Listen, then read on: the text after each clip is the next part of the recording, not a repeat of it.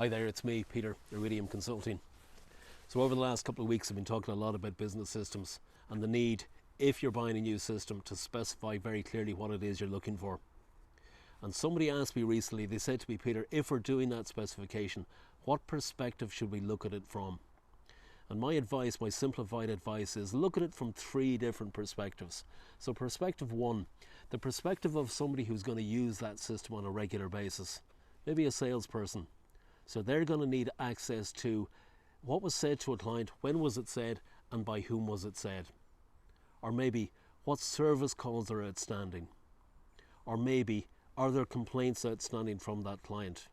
Or maybe, last but not least, does that client owe money? Because if that client owes money, it puts a different perspective on the sales call. Why sell something new if they haven't paid for the last thing you sold them?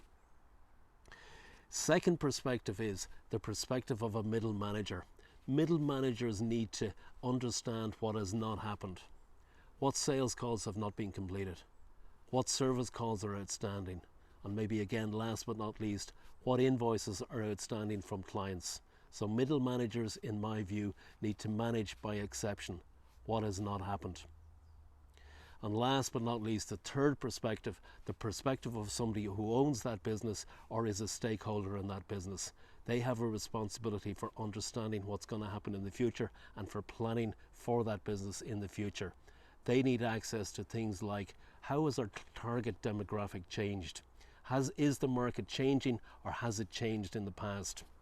They need access to things like, how are we performing actual against anticipated budget? So they need to understand and have designed for them a series of KPIs, indicators and measurement tools that allow them to understand how the business is changing, how the business is performing, and how they can plan better for the future.